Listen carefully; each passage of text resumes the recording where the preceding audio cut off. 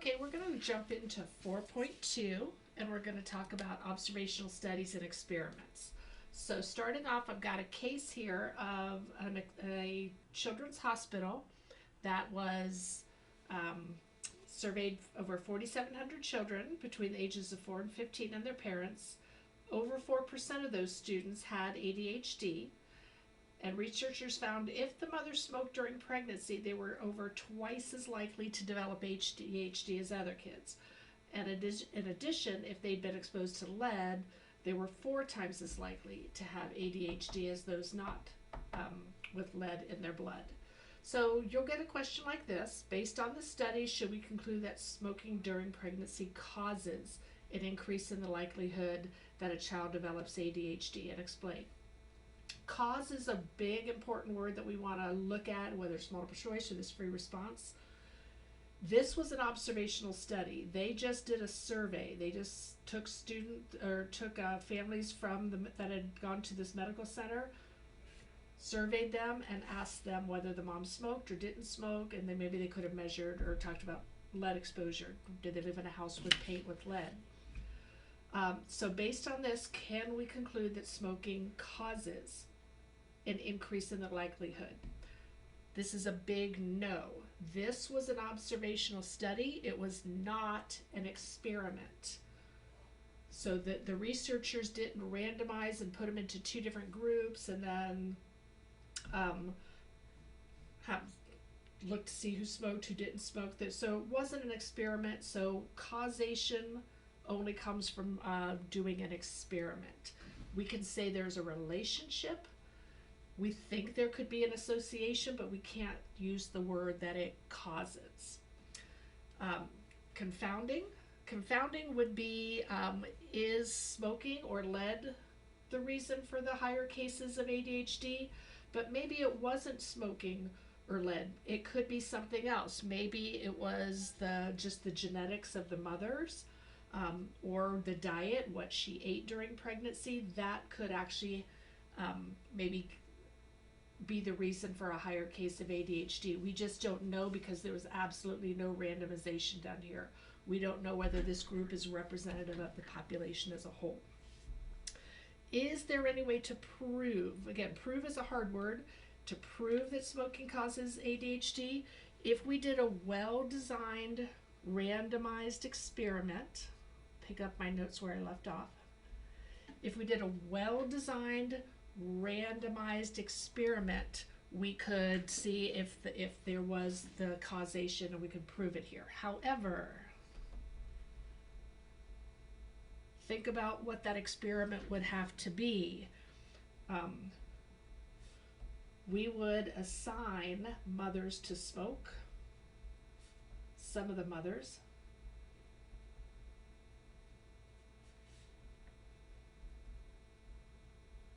And we would also expose them to lead.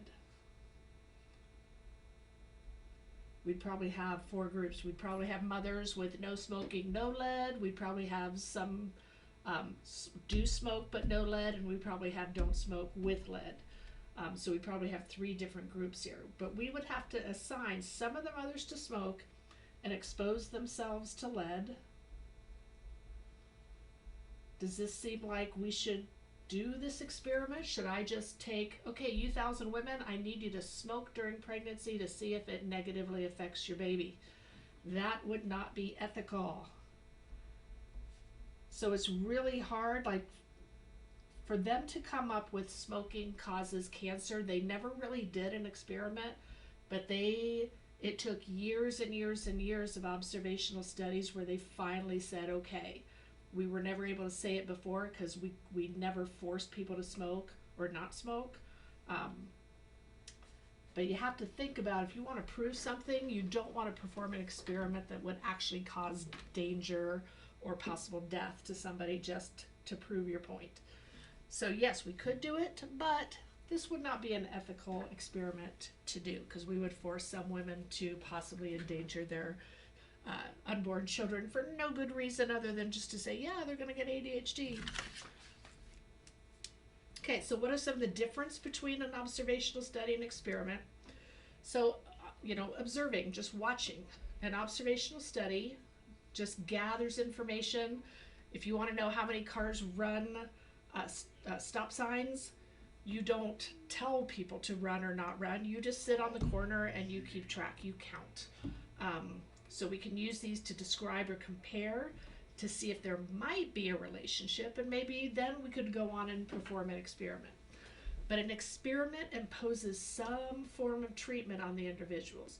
You use the old shampoo, you use the new shampoo to see if the new one is shinier, silkier hair. So only an experiment can show cause and effect between variables, not an observational study. That goes back to my first question. Okay, then you're going to be asked what is an explanatory variable and a response variable. So it's kind of like your X and your Y. So the explanatory variable explains, explanatory explain, or influences change in the response. So it's kind of like your input and your output.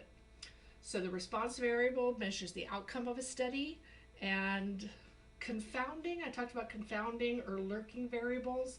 Don't use the word lurking variable when you are writing out something. Just say what it could be. Like, for example, up here, I don't need to use the word confounding or lurking. I just say maybe they're genetic or diet. I don't even need to use the word. If I don't use it correctly, I could lose points on the AP exam. So when talking about lurking or confounding variables, you won't receive credit unless you explain what it could be and its effect on the response. So again, we'll get some more practice with that. So to design an experiment, let's say my experiment is I want to see if caffeine affects pulse rate. So we're going to briefly, so that they're defined already, I'm going to define them for this particular problem. So if we wanted to design an experiment to see if caffeine affects pulse rate, we have the treatment. That's the condition applied to individuals in an experiment. In this case, the treatment would be you get caffeine or no caffeine. So I might separate you into two groups. You drink cola with caffeine, you drink cola without caffeine, and we're going to measure your pulse rates. The experimental units, those are the individuals receiving the treatment. So these would be the students drinking the caffeine. Those are the experimental units, the people who are drinking the caffeine or no caffeine. Subjects are experimental units when they're people. So for example, experimental units could be batteries or light bulbs, but we call them subjects when they're like people, or I would say pets too. Like if we're talking about dogs, I'd call them subjects too. The factor is the explanatory variable, and then the level is when there are different values for each factor. So if I, for example, levels could be if I did a low caffeine or high caffeine, like if we did an energy drink versus just like a Diet Coke versus a Monster energy drink, they have different levels of caffeine. So those would be, both of them would be caffeine. Caffeine would be the explanatory variables. And then levels, if I did like a low or high caffeine, then I would be doing that factor at multiple levels. Okay, so if I were going to plan it out, I would want to, of course, take your pulse rate before you drank the caffeine. I would give each of you some caffeine, maybe a regular cola. I would wait a specific amount of time. I'd measure your final pulse rate, and then I would compare the two to see if there was an increase. So what is the problem with this, and what other variables could be a source of variability in the pulse rates other than caffeine? So for example, what else is in regular cola besides caffeine? So maybe sugar, not caffeine, increased pulse rate. So if I do find that there is an increase in pulse rate, maybe it wasn't the caffeine at all. Maybe it was sugar in the drink. Okay, is there think about other factors that could also come into play here? So maybe it wasn't sugar, maybe it was just maybe you were excited to be in the experiment.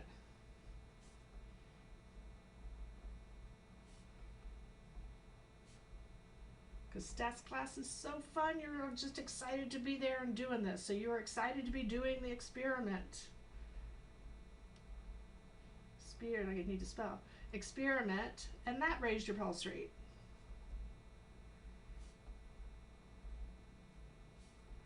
So I'm giving you a couple examples. I don't, you don't need to mention 1, 2, 3. I mean, you mentioned one, mentioning a couple, but again, there isn't a right or wrong number of other things that you think could contribute to the difference in the pulse rates, but it isn't necessarily the caffeine. Okay, so the next couple pages is going to take us through how we can help take those other factors out of it. So the first step is control. So we want to have a group that doesn't have caffeine at all, because if it is the excitement, then we wouldn't see a difference in whether the caffeine or just and no caffeine. If the pulse rates increase no matter what, then we could see whether the caffeine really did play a difference. Again, we'd want to make sure that if I do separate you into two groups, that the two groups, the ones that have caffeine and the ones that don't caffeine, are as similar as possible to begin with. Okay, again, big thing is always that randomization. We'd want to randomly assign subject to treatments to get those roughly equivalent groups. So that randomization takes care of that. That makes our two groups as similar as possible. So again, the random assignment balances the effects of other variables. That's our confounding variables. We always need to randomize. So what about this variable? So by randomizing, we hopefully limit that. We keep them balanced out. So if you want to look at a completely randomized design example, you can look at page 237 in your textbook. And then another thing that's important is replication. So I'll go down here to the note. It could mean repeating your experiment with a different group of people. Like in science, that's probably what they would do, like in a biology or chemistry. So replication to them might be just doing the experiment again with a different group of people. And if we do that, it can help us generalize to the entire population of interest. But for our cases, replication just means that we have enough experimental units or subjects in each group so that the differences can, so we can tell if there really is a difference between the two groups. So replication is really about the size of the groups in your experiment. If there are enough people, like if I only have 5 people in one group and 5 people in another group, that's probably not good for replication. But if I had 100 people or 500 people in each group, that is how I would do replication. And then the controlling, third step, make sure that they're treated in the same manner except for the treatments. So for example, if I mentioned sugar earlier, sugar could affect pulse rates. So if I gave one group regular Coke and I gave the other group Diet Coke that has no sugar, then sugar and caffeine would be confounded. So if there was a difference, we wouldn't know which one. So to prevent sugar from being confounded with caffeine, we need to make sure that both groups are getting the same amount of sugar. I don't want to give one sugar and one not. Another thing is control how much soda each person is drinking. So if I just let them go drink as much as they want, then one person's going to get more caffeine than the other or more sugar than the other just because they drank 8 ounces and somebody else just drank 2 ounces. So you would want to have them drink the same amount of soda to control that. This shouldn't be here. This should go right in with it. So for example, the first set of dot plots show the results of a well-done experiment. The second shows an experiment where they were allowed to drink as little or soda as they please. So In this case, no caffeine and caffeine, so we can see like this group is clustered together and this group is clustered together. So again, that the first set of dot plots shows a well done experiment. I can really see the difference in the caffeine and the no caffeine. And the second one shows that they could drink whatever amount they wanted. So when we talk about more variability, think about this is only going from 3 to about 8, whereas this one is going from 0 to 12. So if I'm talking about variability, I'm talking about the spread. So this has less spread, which means less variability.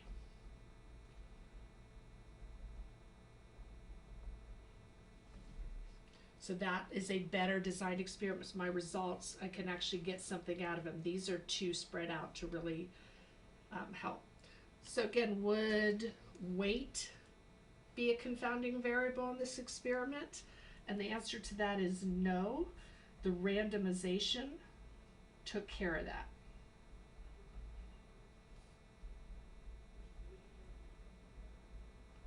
So the randomization of groups would make each group, again, we should have about the same amount of under and overweight people in both groups if I do randomization. So the randomization would make each group similar. Okay, so it's important that all subjects in both groups are blind. So what does blind mean? So blind doesn't mean we poke their eyes out. Blind means that we don't let them know what treatment they are getting.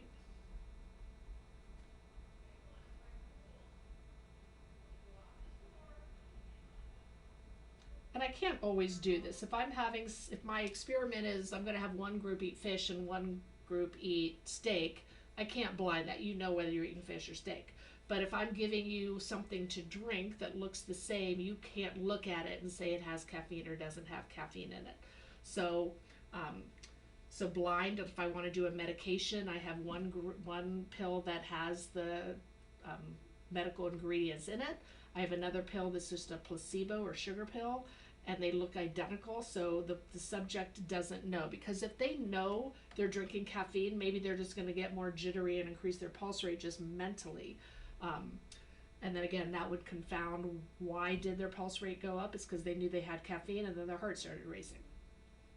So we don't want them to know whether they got caffeine or not. Otherwise, they might suffer from the placebo effect. The placebo effect is you think certain results are going to happen, so your mind makes them happen. So again, if you expect your pulse rate to go up, your body's pulse rate's going to go up just because you expect it to. That's your placebo effect. It could also be if you are taking, like, if you have migraines and I say, here, take this pill for migraines, and it's a sugar pill, and you just think, I'm going to feel better, that's the placebo effect. If you feel better even though you didn't take any actual medicine. And then to be double blind, that means that the people measuring are also blind. So that means that the person drinking the caffeine and the person handing out the caffeine drinks. So I would have like a third person put drinks in a cup and just number them 1 and 2, and I don't know which is which, and I give them to you to drink and you don't know which is which. Because just my demeanor, I may expect certain results, and maybe even unbeknownst to me, I somehow let you know which group you have. So if I don't know what you're drinking and you don't know what you're drinking, that's double blind. Okay, so, but it is important to know that not all experiments will have a control group or use a placebo, as long as we have something to compare it to. So again, I could be comparing 4 brands of paint. I do not need a control group of no paint. In fact, how would I even do a no paint? Okay, so quick to summarize: randomization, replication, and control. Those are the 3 things you're looking at for a well-designed experiment.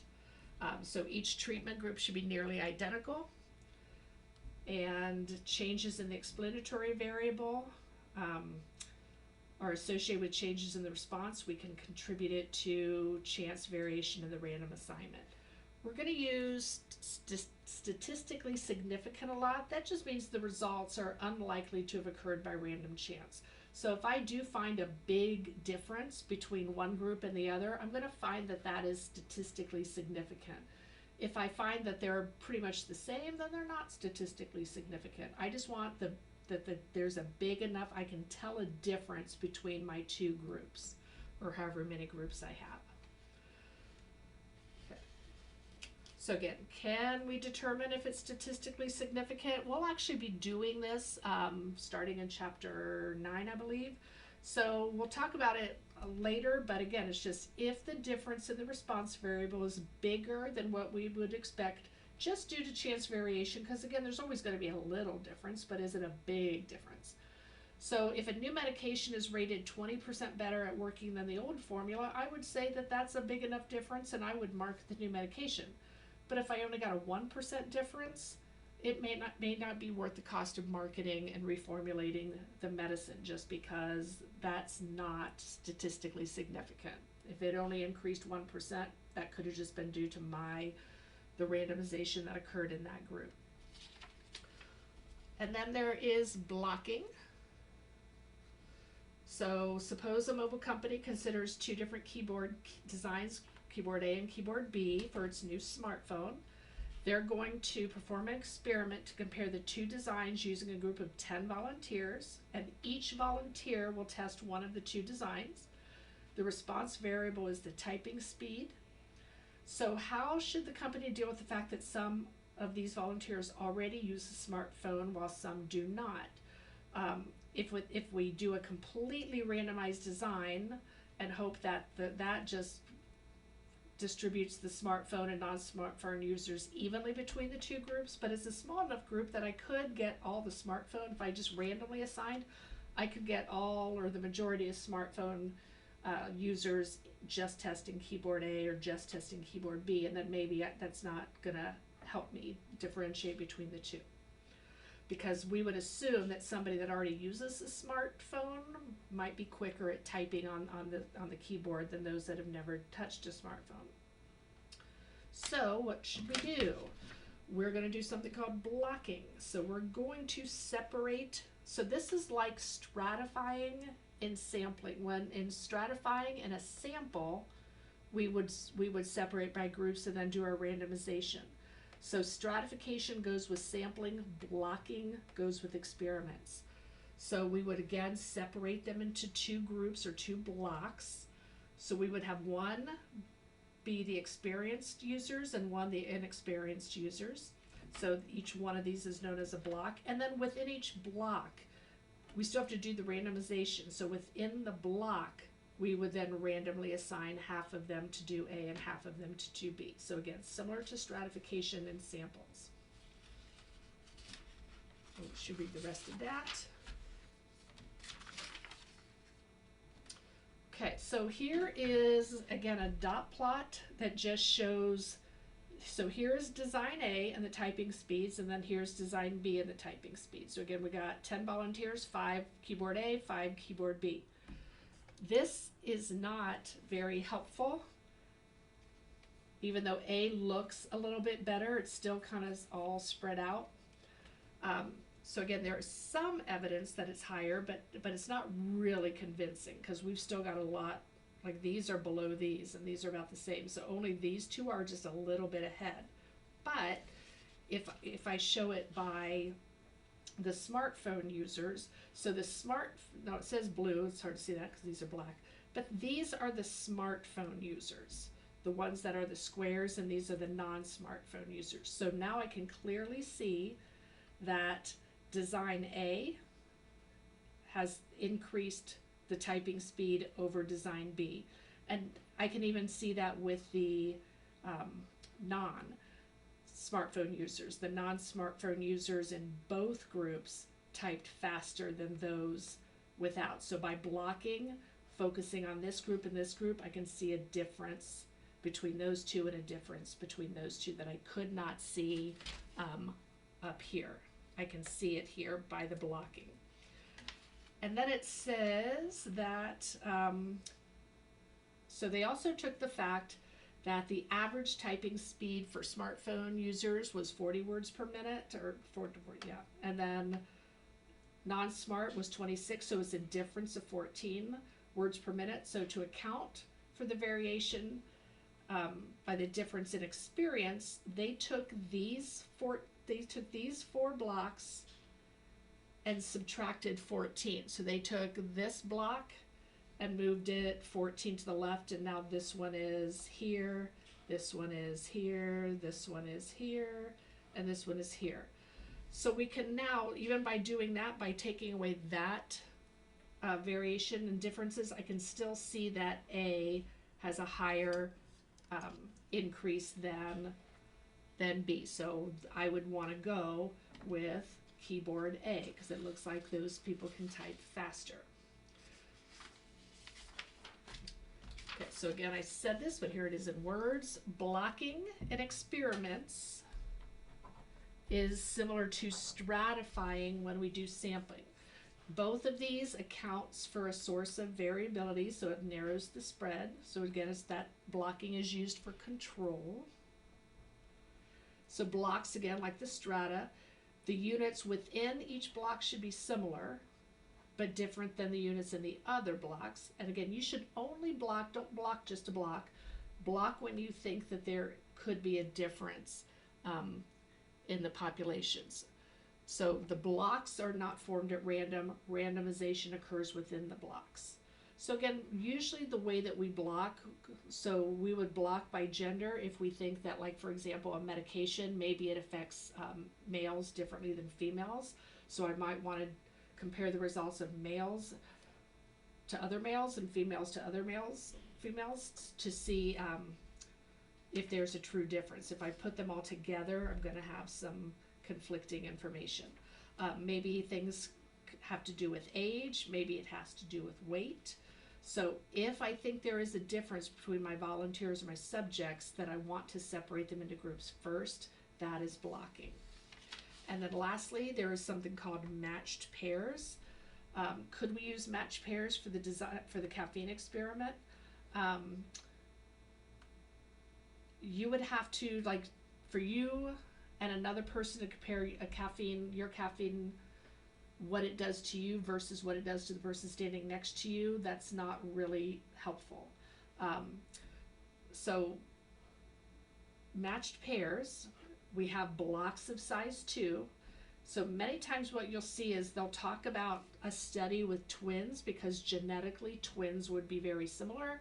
So that would take out the variability of somebody's genetics over somebody else's genetics. So, or you can be your own matched pair. For example, if I want to test deodorant, I don't want to have one person put it, if I compare 2 different people, one person might exercise more or just genetically might sweat more. So it's really hard to compare if one is better than another if I'm using 2 different people. So if I were going to do a deodorant test, I would have you use 2 different formulas. I would randomly assign which one goes under which arm. So you would be your own matched pair. You would have deodorant A on your left armpit and deodorant B on your right armpit. But the randomization would come in which deodorant was assigned to which armpit. Okay. And then here again, talks more about the matched pairs. So I talked about being your own self, but if it is 2 different people, so if I were doing some placebo versus a cold vaccine, I have 1,000 subjects and I want to do matched pairs, I would maybe want them to be, the 2 to be as similar as possible. So maybe I'd want to make sure that I have all my women grouped together and both the same age. So group 1 would be women, same age. Pair 2 might be 2 men, again, both age 21. Pair 3, 2 women with the same age, and so on until I got 500 matched pairs. So we will do this on occasion, and again, the textbook in 4.2 has a lot of examples of this that I recommend that you look at and go through. And we will do something on this when we meet in class on the 28th of August.